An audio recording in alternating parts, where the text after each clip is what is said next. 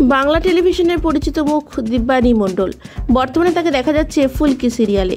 ক্যারিয়ারের প্রথম সিরিয়াল হলেও দিব্যানী ইতিমধ্যে দর্শকদের মন জয় করে ফেলেছে।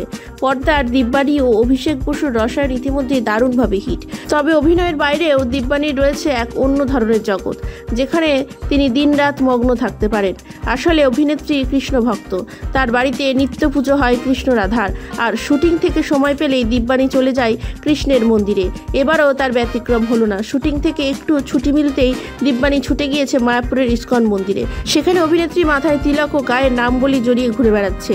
এই ছবি শেয়ার করে দিব্যানী লিখেছেন, কৃষ্ণপ্রিয়া। হ্যাঁ, প্রকৃত অর্থে দিব্যানী কৃষ্ণপ্রিয়া। তার বাড়িতে অধিষ্ঠিত রয়েছে 5টি গোপাল এবং একজন রাধা। নিত্য পূজিত হন রাধাকৃষ্ণ। বাড়ি থেকে কলকাতা আসবার সময় কৃষ্ণ ও রাধার কাঠের মূর্তি সঙ্গে এনেছেন দিব্যানী। সবসময় তাদের নিজের কাছেই রাখেন তিনি। শুধু তাই নয়, মাত্র 15 বছর বয়স এখন থেকেই মাছ মাংস সহ আমিষ খাবার একেবারেই ছেড়ে দিয়েছেন দিব্যানী। সম্পূর্ণ নিরামিষ আহার করেন কৃষ্ণভক্ত অভিনেত্রী। ছোট থেকেই কৃষ্ণ তার বেস্ট ফ্রেন্ড। কৃষ্ণের প্রতি তার ভক্তি চোখে না দেখলে নয়। দিব্যানীর কথায়, কৃষ্ণের নাম জপ করলে তিনি বেশি করে অভিনয়ে মনোযোগ দিতে পারেন। শুটিং সেটে মাছ মাংসের দৃশ্য থাকলে দিব্যানীর জন্য মিষ্টি দিয়ে তৈরি করা হয় মাছ ও মাংস। নিজের পেশাগত দায়িত্ব আর স্পিরিচুয়াল দিক বজায় রাখার চেষ্টা করেছেন দিব্যানী।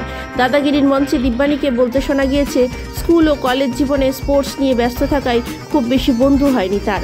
বাবা মা আর ভাইকে নিয়েই তার জগৎ। আর তার বাইরে দিব্যানীর সারাক্ষণের সঙ্গী কৃষ্ণ ও রাধারানী। শুটিংয়ের পোশাক না পরে থাকলে গলায় তুলসীর মালাও পরেন দিব্যানী।